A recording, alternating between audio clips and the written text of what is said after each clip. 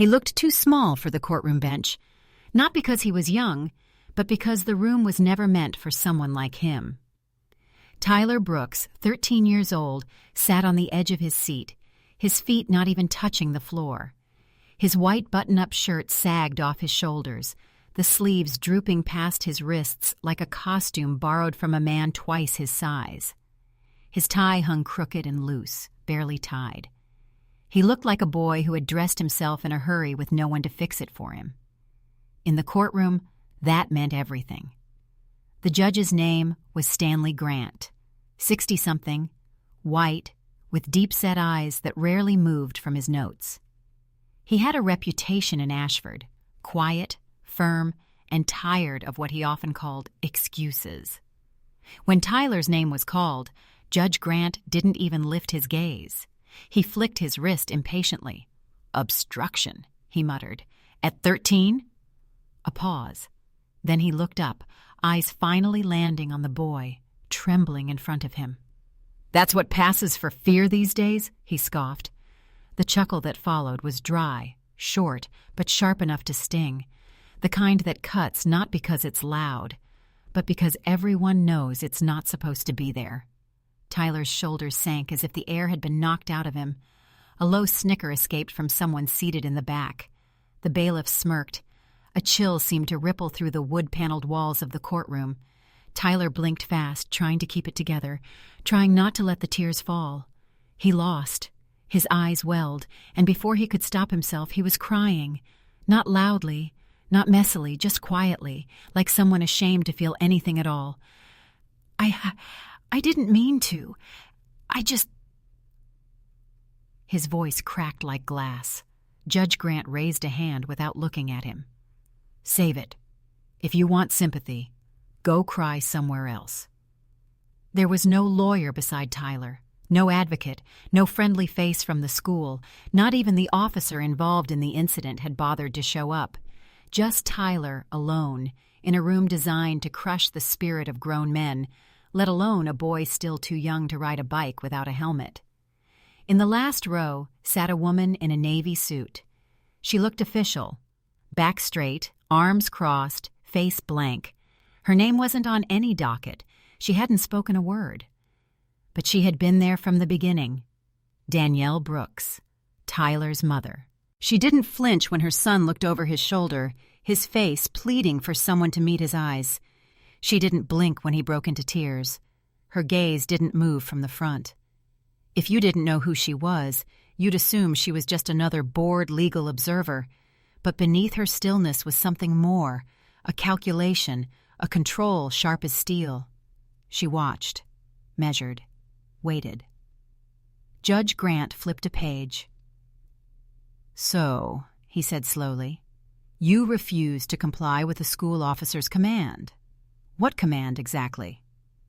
Tyler wiped his nose on his sleeve, a gesture both childlike and heartbreaking. "He told me to stand, but I was tying my shoe." Grant leaned in. "And you refused?" I said, "1 second." I wasn't trying to be rude. The room went still. The silence wasn't respectful. It was dismissive, anticipatory, as if waiting for the judge's next line to be the punchline of a joke. Grant sighed. "You disrespected an officer. You escalated. Now you're here. Actions have consequences, son." "But I didn't do anything wrong." Tyler's voice found a little backbone, just enough to quiver with disbelief. His fists clenched by his sides. "I wasn't being mean. I just wanted to stay in class." Danielle's hand tightened around the strap of her purse, still seated, still silent. The judge removed his glasses, leaned back. "You think this courtroom is here for your feelings, young man? You think crying gets you out of responsibility?" Tyler tried to speak again, but the words caught. Judge Grant didn't wait. "If this is how boys are raised now," he said with disdain, "I weep for the next generation." The words hung in the air like smoke. No one spoke. No one breathed. Tyler sat down, his face buried in his hands, shoulders trembling. And Danielle? She didn't stand. She didn't sigh. But her eyes shifted ever so slightly. and if anyone had been watching closely, they might have noticed that something inside her had clicked into place. Near the jury box, a woman adjusted her coat. In the corner, a clerk pretended to type something, but all eyes kept sliding back to the boy. 13, alone, and already learning that in some rooms, truth is the last thing that matters. The courtroom smelled of old wood and reheated coffee, but beneath that lingered something colder, a quiet injustice, too polite to shout, too constant to ignore. The judge's voice droned on. Tyler's charges were read aloud again, this time with emphasis. Obstruction, resisting, non-compliance. Each word chipped away at the truth. Still, Danielle did not move, didn't flinch. Her fingers tapped once, softly, against her knee, a code only she understood. Not yet, not now. Because she hadn't come to this courtroom to intervene. She had come to watch them bury her son, just deep enough to think they'd gotten away with it. The courtroom resumed its rhythm, slow, impersonal, mechanical, like a machine oiled by indifference. A clerk scribbled something in her notes. The bailiff shifted weight from one foot to the other. Outside, leaves blew past the narrow courthouse windows, their golden edges pressing against the glass like they were trying to peek in. It was October in Ashford, school fundraiser season, football games, and potlucks. But inside this courtroom, there were no seasons, only verdicts. Judge Grant adjusted his robe and raised an eyebrow at Tyler. "So you told the officer 1 second, and he felt threatened?" Tyler opened his mouth but hesitated. The question wasn't really a question. It was a trap. "I didn't raise my voice," he said softly. "I was just tying my shoe." Grant didn't reply. He just shook his head slowly, as if disappointed in the entire generation Tyler represented. He scribbled something in the margin of a form. "So now you're learning the cost of disobedience," he murmured. The air in the room thickened. No one objected. No one raised a hand to clarify, to speak on the boy's behalf. The absence of a defense attorney was glaring. The school hadn't sent a counselor, not even a form letter of context. Behind Tyler, Danielle sat perfectly still, but her presence felt heavier than ever, as if the room was tilting slightly toward her. The prosecutor, a man in a gray, forgettable suit, stood up and walked with exaggerated calm toward the front. "Your Honor," he began, "the school resource officer will testify shortly, but I think we all can agree that the issue here isn't just the incident. It's what it represents." Tyler tilted his head slightly, trying to follow. The prosecutor gestured toward him. "Early signs, Your Honor. Defiance, disrespect, disregard for authority. These patterns begin early." Tyler stared down at his scuffed shoes. One lace was still untied. "We have to ask ourselves," the prosecutor continued, "if we ignore this now, what kind of adult are we enabling?" The judge nodded slowly, thoughtfully, like the room had shifted from juvenile hearing to a forum on public danger. Danielle's eyes narrowed. Tyler's voice broke through again, barely. "I just wanted to finish class." Grant didn't look up. "You'll have time to think about that," he muttered. Then came the sound that landed like a final blow. The gavel, hard and unceremonious. Not a declaration, a dismissal. The courtroom didn't cheer, didn't boo, it just moved on. Another clerk leaned in, whispering to the judge. The next case name was already being prepped. Tyler stood shakily, unsure if he was supposed to leave or stay. His eyes darted to his mother. She didn't move. Then, just as he turned to step back, a door near the rear opened quietly. In walked a woman, a teacher by the look of her. Pale, nervous, clutching her purse like it held the last scrap of courage she owned. Her blouse was neatly pressed, but her eyes were wild with hesitation. She approached the witness bench without being prompted. The prosecutor raised an eyebrow. "Ms. Whitlow?" he asked, voice cordial. She nodded. "You're Tyler Brooks's homeroom teacher?" Another nod, barely audible. "Yes." "And you were present during the incident?" "Yes." He smiled like he already knew what she would say. "And what did you observe?" She looked at Tyler, just for a second. Then at Judge Grant. "I saw the student fail to comply with the officer's request." That was it. Clean, vague, safe. The prosecutor nodded, satisfied. "Thank you. No further questions." As she stepped down from the stand, her eyes landed on Danielle Brooks. Danielle didn't speak, didn't nod, didn't move, but Ms. Whitlow flinched anyway. Because silence, when backed by truth, doesn't need to be loud. Outside the courtroom, a cold wind picked up. Leaves swirled along the steps. Somewhere, a clock tower rang. Afternoon was giving way to dusk. And in the back of the room, Danielle Brooks sat with her hands folded neatly in her lap. Still waiting, still calculating, still watching a courtroom show its true colors. One unchallenged sentence at a time. Tyler sat back down beside her, eyes red, hands shaking. He didn't look at her. She didn't look at him, but her fingers tapped once more, soft, deliberate. The game had begun. They just didn't know yet. They spoke of him like he wasn't in the room, like he was a threat, not a boy. The second day began without warning.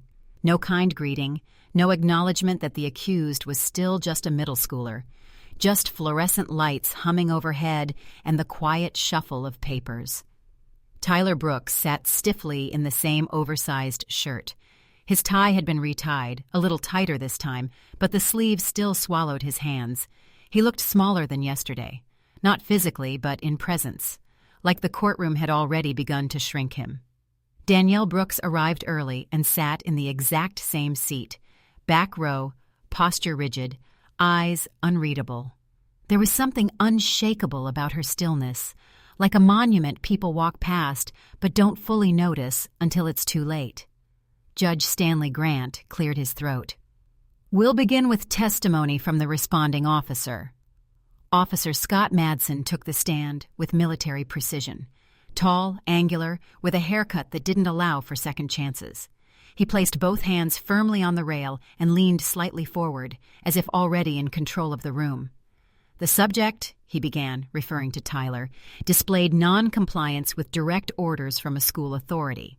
The term subject felt clinical, like Tyler was a lab result, a variable. Madsen continued, "His body language was aggressive. He refused to rise when instructed. His tone was dismissive." Judge Grant raised an eyebrow. "Aggressive in posture?" "Yes, Your Honor," Madsen said confidently. "Shoulders tight, jaw clenched, eyes evasive." Tyler blinked, unsure whether to defend himself or just shrink further into the seat. The officer continued, "Given the tension of the moment and my responsibility to maintain safety, I took the necessary steps to restrain him." Danielle's expression didn't change, but something behind her eyes cooled a degree further. "And in your professional opinion," the prosecutor asked, "was the restraint justified?" "Yes. Early intervention," Madsen replied, "prevents escalation. In my experience, those who challenge authority young often develop more severe behavioral issues if unchecked." The courtroom didn't gasp. It didn't need to. The damage was in the tone, the subtext, the quiet message. This wasn't a scared kid. This was a future criminal. Tyler's fingers curled inward. The prosecutor paced slowly. "Thank you, Officer Madsen." There was no cross-examination. Judge Grant glanced toward Tyler. "Do you have anything to say?" Tyler opened his mouth. "That's not—" The gavel tapped. "You'll have your turn," the judge said flatly. But he wouldn't. Next came the video, or what could have been the video, a short, grainy clip from a student's phone. It showed Tyler kneeling beside his desk, tying his shoe. A voice, his, saying, "Just 1 second, officer." Madsen stood over him, not responding.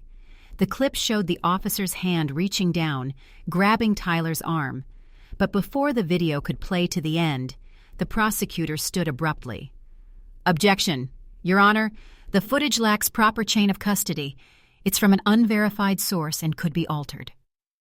Grant didn't hesitate. "Sustained. Strike the video." Gone. Just like that. The truth?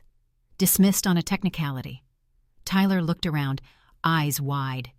"But that was real," he whispered. No one responded. The prosecutor returned to center stage, voice calm and patronizing. He gestured to Tyler like a professor addressing a misbehaving child. "What we see here," he said, "is a young man unwilling to respect the structure around him, a refusal to comply, disrespect for authority. We must ask, if we ignore this now, what does it grow into?" Tyler gripped the edge of his chair. "I just wanted to stay in class," he said again, softer this time, his voice nearly lost in the silence. Judge Grant looked unmoved. "You don't speak unless asked." The room swallowed his words whole. The prosecutor's voice turned somber. "Your Honor, we recommend court-supervised detention, a short stay to emphasize accountability, for his sake and for society's." It was the way he said society that stung, like Tyler didn't belong to it. The judge leaned back, steepling his fingers. "Any final words, young man?" Tyler looked around the room. Still no lawyer. Still no adult who looked like him or spoke for him. He looked down. "I just wanted to stay in class," he said again. It was all he had left. Behind him, Danielle didn't shift, but her finger tapped once against her purse. A signal, a countdown. Grant inhaled sharply, ready to deliver a verdict when the back door opened again with a soft creak. A woman entered the room slowly, blonde, neat, cautious. She looked like she didn't want to be there. It was Miss Karen Whitlow. She walked like each step had weight, like the floor might collapse beneath her. Her blouse was perfectly ironed. Her face was not. She approached the witness stand with a tight grip on her purse. "Ms. Whitlow," the prosecutor said with artificial warmth, "thank you for coming." She nodded once. "You were present at the incident involving Tyler Brooks and Officer Madsen?" "Yes," she said. Her voice barely reached the microphone. "And what did you observe?" She hesitated. Too many seconds passed. "I saw. The student didn't leave the room when asked." "Did he raise his voice?" "He was. Frustrated," she answered carefully. "Threatening language?" She blinked. "Not exactly, but his tone was sharp." That was all she gave. Not a lie, not the truth. The prosecutor smiled. "No further questions." She stepped off the stand and began to walk back, but as she passed the back row, her eyes met Danielle's. There was no anger in Danielle's stare, no accusation, just observation, and Ms. Whitlow flinched, because she knew. That night she didn't sleep. The ceiling fan spun slowly above her. Her thoughts did not. This wasn't the first time. 3 years ago, another student, another black boy, Elijah, accused of vaping in the bathroom. She'd seen him in the hallway at that exact time. She hadn't spoken up. Elijah was suspended. 2 weeks later, his mother found him in his room. He'd left a note. "They made me feel like nothing." She had buried that memory, moved on. But now, sitting in that courtroom, watching Tyler, a mirror of Elijah, something cracked. A whisper in her head. "You're not a fighter, but you're not blind either." She thought of Danielle's eyes, calm, relentless, like a truth too heavy to look at. Tyler's voice echoed in the room again and again. "I just wanted to stay in class." No one had answered him. Not yet. But something in the air had changed. It wasn't loud. Not yet. But it was moving. The courtroom didn't shift when she stood. It shifted when they realized who had been sitting all along. It began with a whisper, barely more than breath. "Isn't that Danielle Brooks?" The man who asked it sat in the second row, leaning toward his wife like he was about to share a secret he wasn't supposed to know. She turned sharply, eyes narrowing, scanning the back of the room. "You mean the Danielle Brooks?" He was already pulling out his phone. A quick search. DOJ Directory, photo, title, Deputy Director of Civil Rights, U.S. Department of Justice. The silence snapped. Not loud, not sudden, but perceptible. Like when a storm is too close to hear thunder. Only the pressure changes, and your lungs know before your ears do. Bench by bench, heads turned. Danielle Brooks sat as she had for the past 2 days, unmoving, unreadable, composed, but she no longer blended in. She no longer could. People began murmuring. Was she really his mother? Why hadn't she said anything? Why wasn't there a lawyer?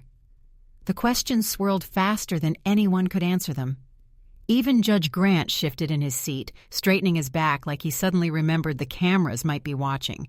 He cleared his throat twice. His gavel hand hovered, unsure. Officer Scott Madsen glanced toward the prosecution table, uneasy. He leaned toward the prosecutor, whispering something urgent. The prosecutor nodded, but didn't look so confident anymore.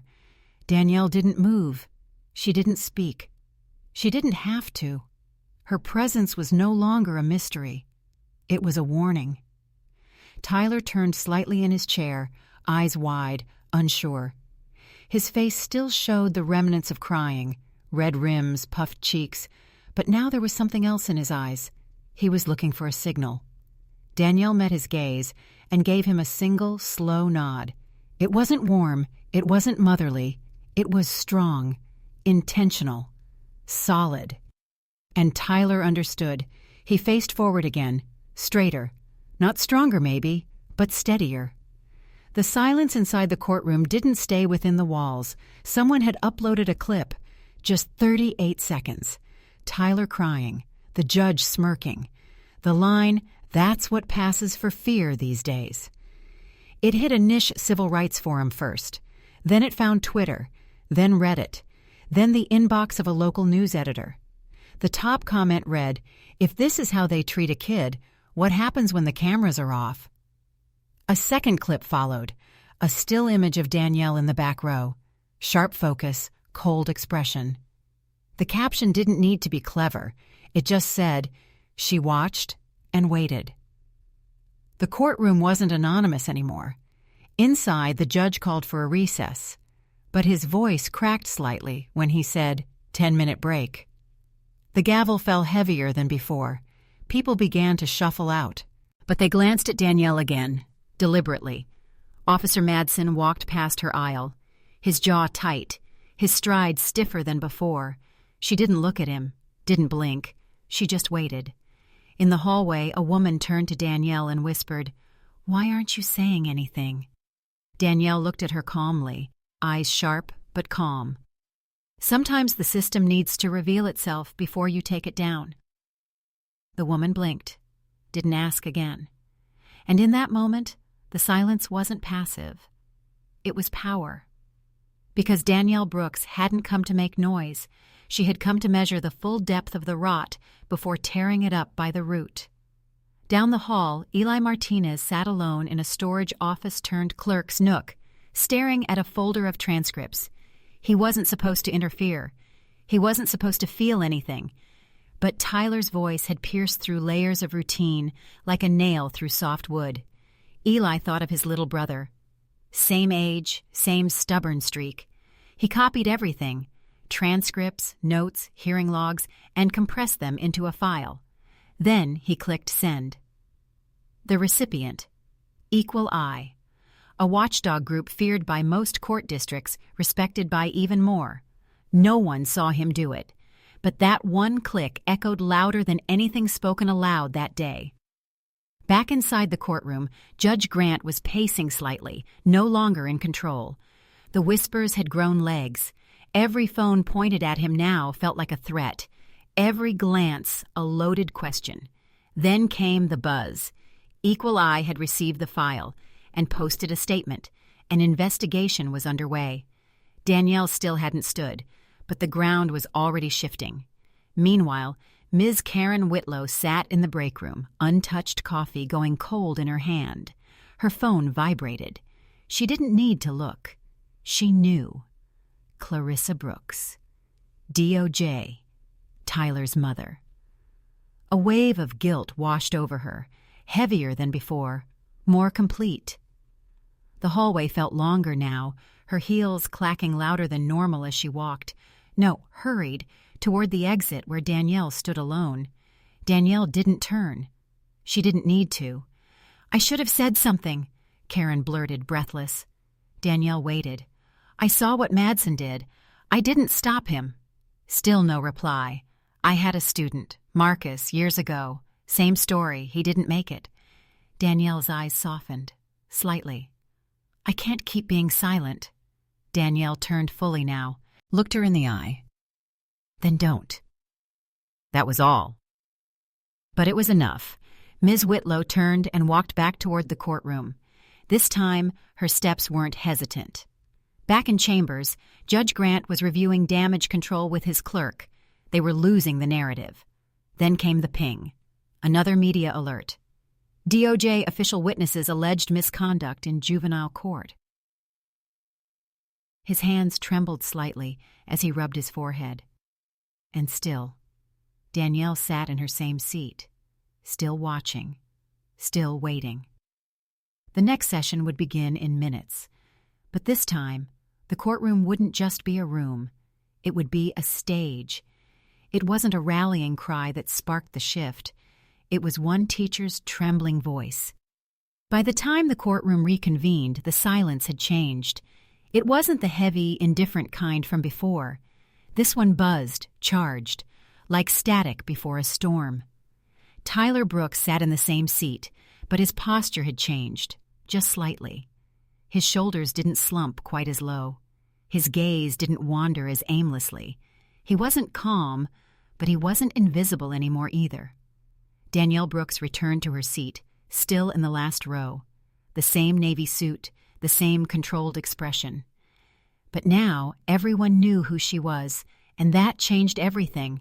There were more people in the room now. Some sat in the aisles, some stood along the walls, phones hidden but ready. A few journalists from local outlets had quietly filed in during the recess. No cameras. Not yet. But their presence spoke louder than any lens.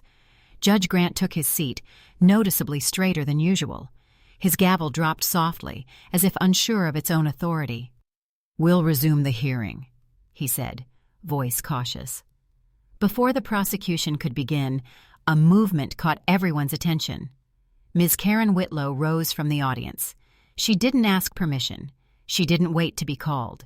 She walked straight to the front of the courtroom and stood near the witness stand. The prosecutor looked confused. "Ms. Whitlow, is there something—" "I have something to add to my testimony," she said, louder than anyone expected. Gasps, small ones, but real. Judge Grant leaned forward. "You've already testified." She nodded. "Yes, Your Honor, but I left something out, and I need to correct the record." There was a pause. The kind of pause that doesn't just fill silence, it rewrites it. "You may proceed," the judge said, wary. Karen looked directly at Tyler. "I was there that day, and Tyler Brooks did not threaten anyone. He wasn't disrespectful. He wasn't defiant. He was tying his shoe, and I saw it. I saw everything." She turned back to the judge, her voice wavering but unshakable. "I didn't say it earlier because I was afraid, but I can't keep being afraid." The prosecutor objected. Something about improper procedure, about narrative bias.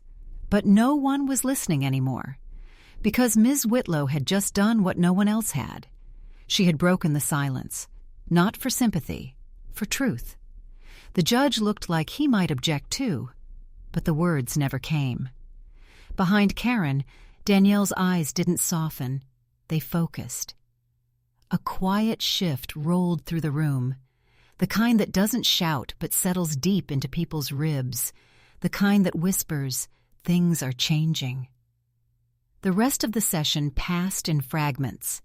Judge Grant ordered a pause in sentencing, a request for further review, procedural, formal, but it meant one thing: Tyler wouldn't be detained today. Instead, the court approved a transfer to a hospital for overnight observation. No holding cell, just rest. When the ruling was read, Tyler didn't smile, but he exhaled, slowly, fully. Danielle closed her eyes once, a moment, then reopened them. Outside the courthouse, it had started to rain. A light drizzle, the kind that dusted windshields but didn't wash away much.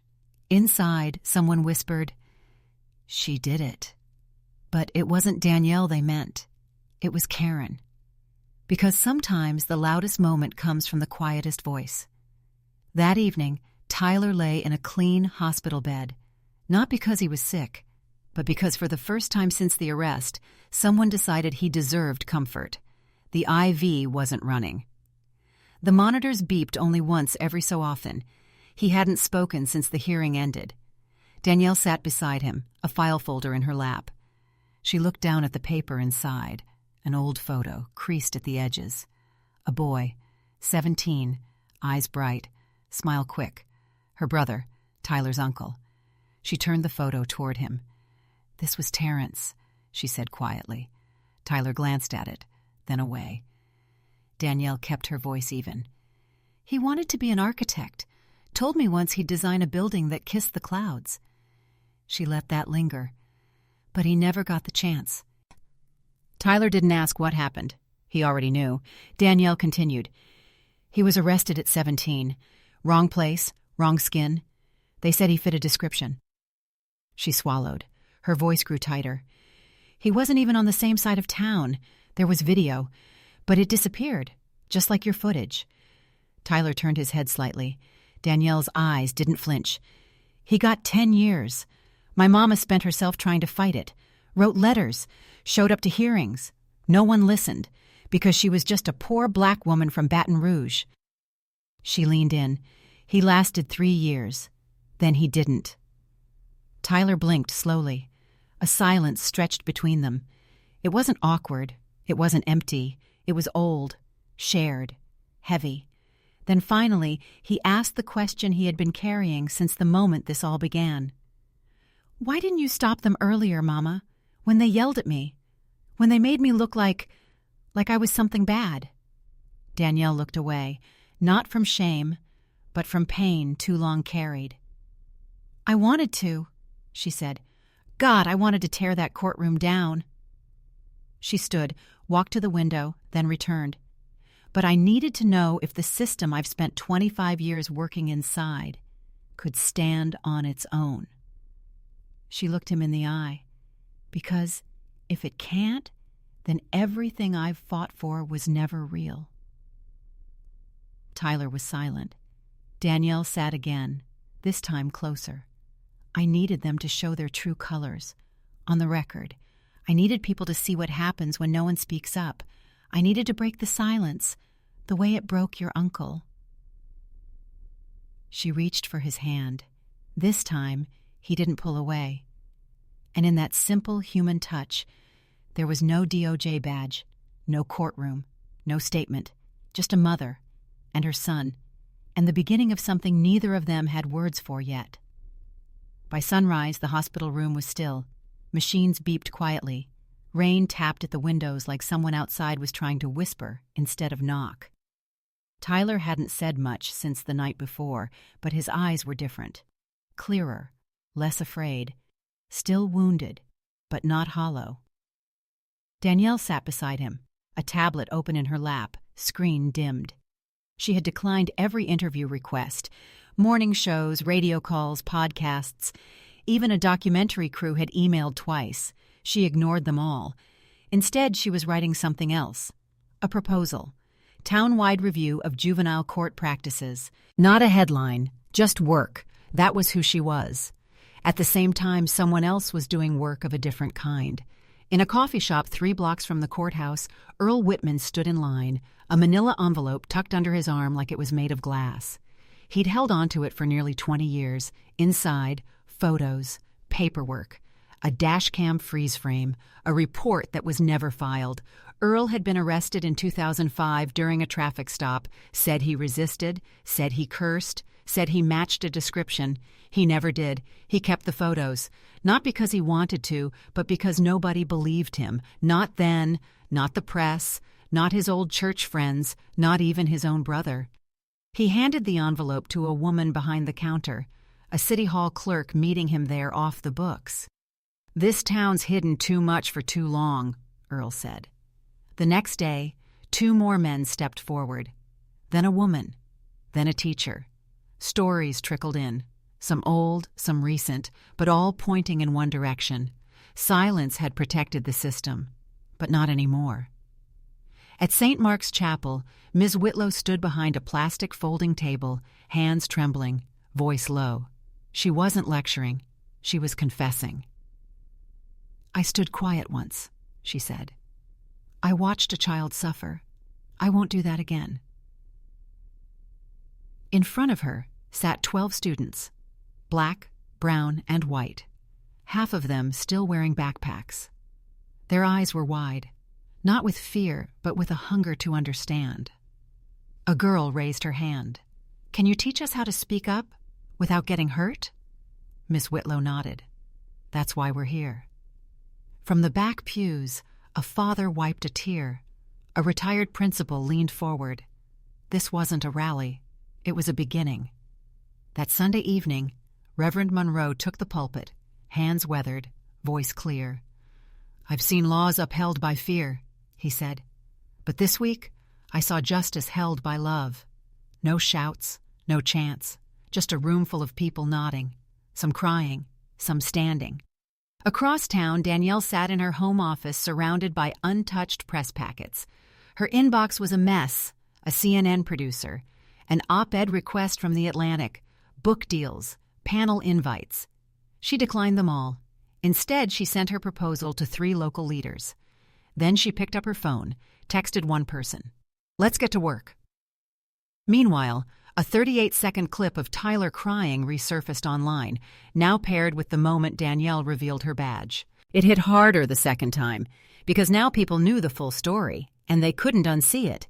The hashtag spread again, #StandWithTyler, then #not what they said, and with it came voices. A teacher in Georgia tweeted, "This could have been my student." A mother in Chicago, "This was my son." A teenager in Oakland, "They called me aggressive. I was just tired." By midweek, 3 community leaders had signed Danielle's proposal. A town hall was scheduled. People couldn't pretend anymore. Not after what they'd seen. Not after what Tyler had survived. Publicly, quietly, fully. Back at school, students talked in hushed tones. Some teachers avoided eye contact.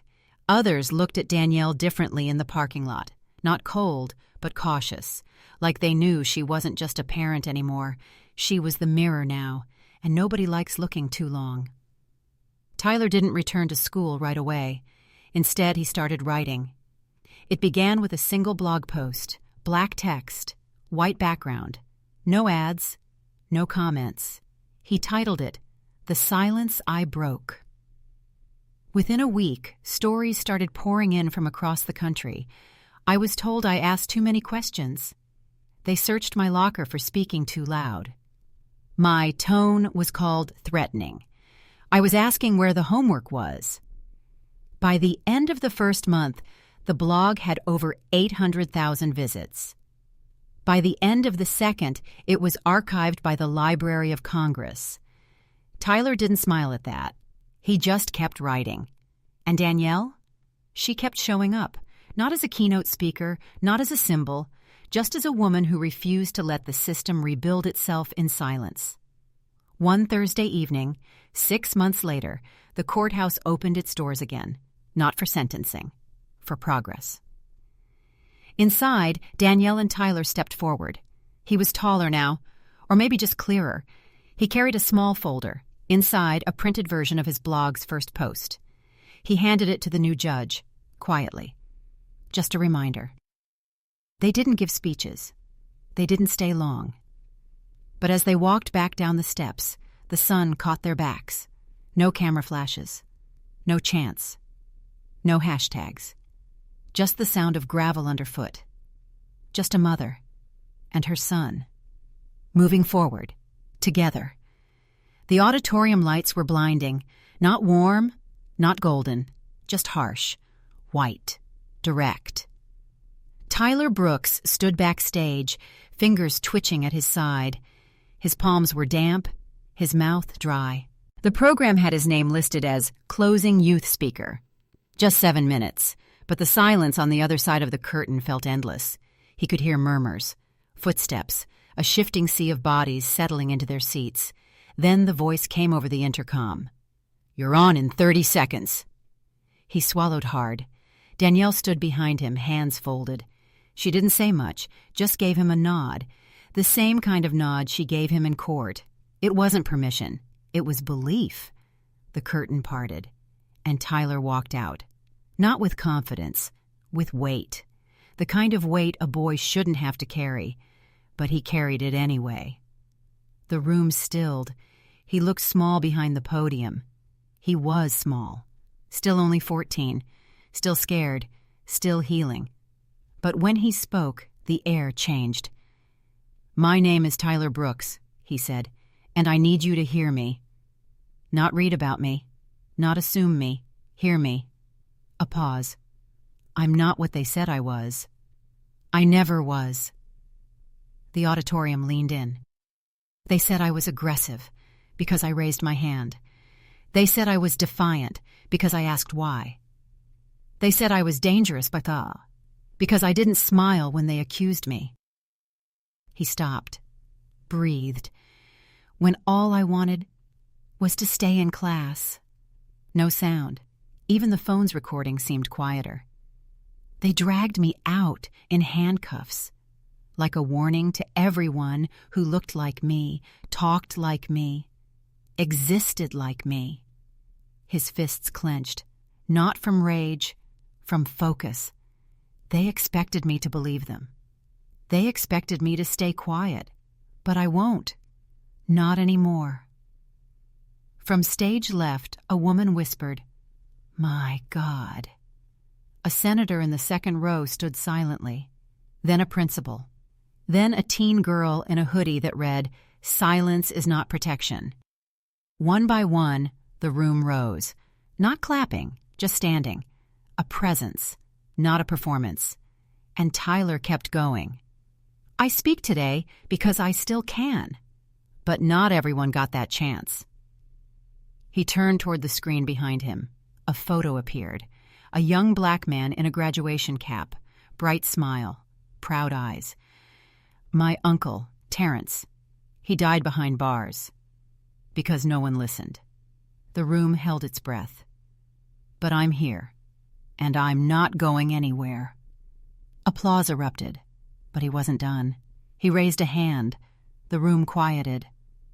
"I don't want your pity. I don't need saving. I just want truth.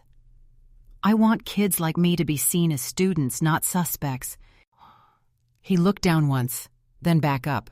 "And if someone had asked me back in that courtroom what I really wanted," a long pause, "I would have said, 'Can I please go back to math class now?'" The crowd broke. Not with noise, but with emotion, tears, applause. A few sobs from the back row. The hashtag, "Hat not what they said," trended before he left the stage. In New York, a teacher paused her class to stream the moment. In Phoenix, a boy sitting alone at lunch wrote, "Because of you, Tyler, I told my teacher she was wrong today, and she listened." Tyler walked off stage into Danielle's arms. She didn't say, "I'm proud of you." She just held him, because there were no more headlines needed, no more hashtags, no more evidence. The boy who had once been silenced had just made the world listen. Sometimes the quietest voice leaves the loudest echo. Watching young Tyler stand beneath those unforgiving lights, eyes steady, hands calm, was like seeing a page turn in real time. Not because the noise stopped, but because something deeper started. A shift not just in one courtroom, but in the way people looked at boys who had been told for too long to sit down and stay silent. This story wasn't about a perfect ending. It was about the quiet strength it takes to keep your dignity when the world tries to strip it away. About a mother who chose patience over performance, wisdom over noise. And about a boy from the Black community who reminded all of us that courage doesn't always roar. Sometimes it simply stands. Each chapter, from the silent glances to the whispered confessions, became a thread in something larger. The realization that the Black community doesn't need saving. It needs space, respect, and truth to be seen clearly. The lesson is simple, but not small. Don't judge a child, or anyone, by the noise others make around them. Because sometimes the person we ignore, the voice we brush off, carries the truth we've been too afraid to hear. Justice doesn't always come wrapped in grand speeches or headlines. Sometimes it shows up in a secondhand shirt, trembling hands, and a voice that says, "I just wanted to stay in class." Like a quiet lamp in a dark window, even the smallest flicker of truth can help guide an entire town through the fog. Across decades, the Black community has carried the weight of being misunderstood and misjudged, not because they lacked value, but because too many refused to look beyond the surface. Tyler's story is a reminder. Every time someone chooses to stand, to listen, to speak with care rather than volume, we stitch something new into the American fabric, something stronger. So maybe tonight, as you sit with this story still humming in the back of your mind, ask yourself, who in your life might be quietly asking to be seen, to be heard, without judgment? If this story touched your heart, consider sharing it, not for attention, but as a small gesture of warmth towards someone in your own community who may feel invisible. Sometimes, the stories we pass along become the mirrors others finally dare to look into. And if you ever find yourself wondering whether kindness matters, remember this. The system blinked, but it was love, quiet and unwavering, that made it look again. Made it look